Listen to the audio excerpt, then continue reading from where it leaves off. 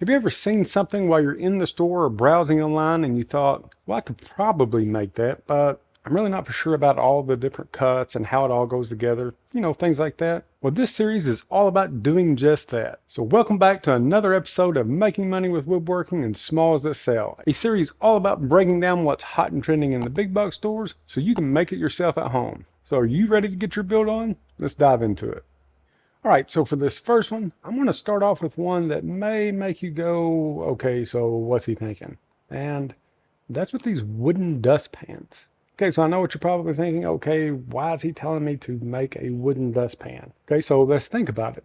These things solve a huge problem, and anything that will solve a problem will sell. So what is the problem? Dustpans are ugly. So what they've done here is taken something that's typically super ugly and is always hidden and made it into functional decor.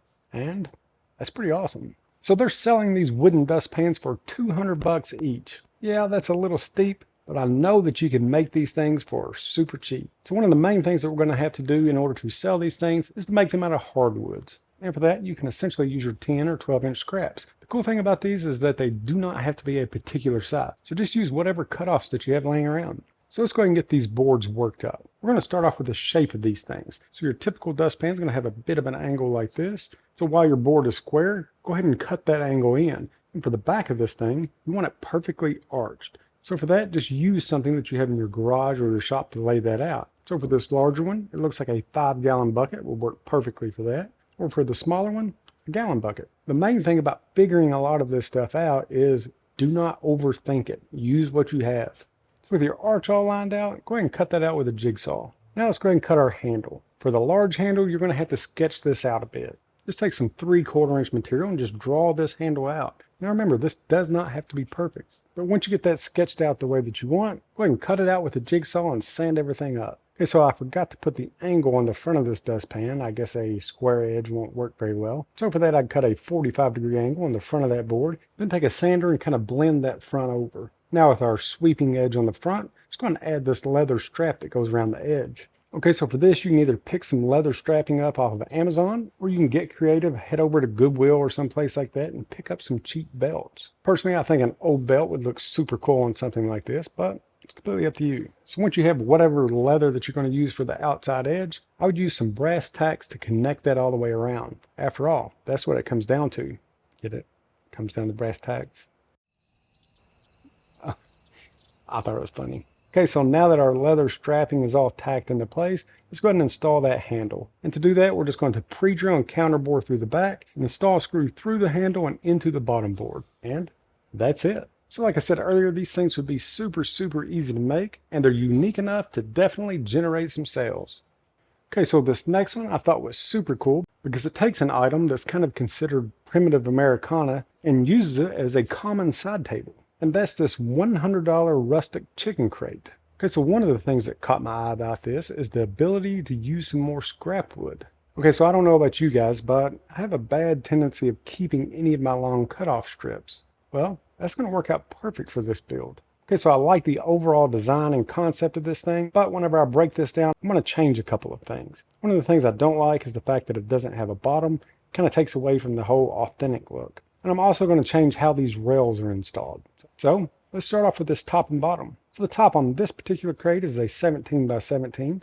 And since we're going to put a bottom on this, we'll need 2 of those. And for that, you can use just about any material that you'd like by joining your boards together with pocket hole screws. Just make sure that you plug your screw holes and face those towards the inside. Okay, so this is where we're going to do things a little bit different.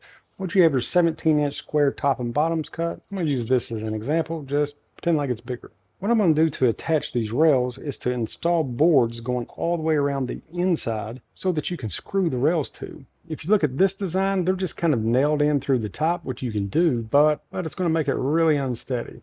So for each end, I'll cut 4 1-inch by 15-inch boards, then screw those to the top and bottom board an inch from each edge. So essentially it'll be a square attached to a square. But once you have 2 of those made, it's going to give you a perfect lip to screw all of your rails to all the way around. So as far as the rails themselves, they look to be 3/4 by 3¼ inch strips that are probably 16, 17 inches long. Now here's another idea. For anyone that has a bunch of old tobacco sticks laying around, this would be a perfect project for that. Or if you're like me and you burnt all of your tobacco sticks, that way you wouldn't ever have to use them again, well, just use 3/4 inch strips. So now that you have your strips cut, let's space these out a couple of inches apart all the way around. And as far as attaching these, you can just use some wood glue and some brad nails. Now you can leave it just like that, or if you wanted to clean this up a little bit, you can use the same material that you use for your inner square to put an outside border on and cover up all your nail holes. Now, as far as the distressing for this, again, that's going to be completely up to you.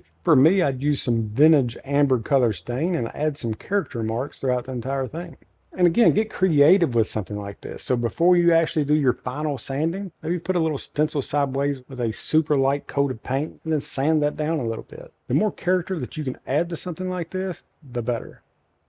Okay, so this next one, I've actually covered a different version of this in the past, but I wanted to hit on this again because I recently made one. And that's this $150 set of giant Jenga blocks. Okay, so I know what you're thinking. The exact same thing that I thought. The reason why I made these things myself. $150 for a set of Jenga blocks? Well, check these things out. They're actually super cool. Instead of using 2x4s or some cheap wood, they've used hardwoods to make their blocks. And that's super cool because it's different. Like I've told you before, anytime that you can make something unique and built for outdoor entertainment, people will spend extra money on this. That's why cornhole boards are always such an awesome seller. Another cool thing about this set is that it comes in a wooden box. So essentially you're taking an outdoor game and turning it into a nice decoration when you're not using it. Okay, so this is the one that I built. Put together a nice box for all my pieces and cut 54 blocks out of a piece of cherry.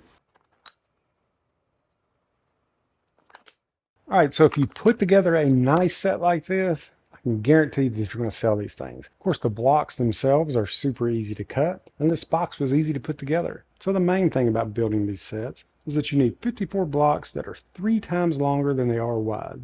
So mine are right around 2 inches by 6 inches. But essentially you can make these any size as long as you follow that rule. And then as far as the thickness, essentially that's up to you as well. I thought that around 7/8 or 1 inch would be a perfect thickness. Then you just cut out all of your blocks and make sure to sand these up really nice. So yeah, since this was my first set and first time of making these things, it took me a little while to make this set. But now that I've done it once, I could easily set up and pump out several of these sets a day. Well, as far as the pricing goes, well, that really depends on what type of material that you used. But I would say that if you used any type of hardwoods for these things, you could easily get $100 a set, which isn't bad at all. And if you have access to a laser and you can customize these things, $150 a set is really not off the table.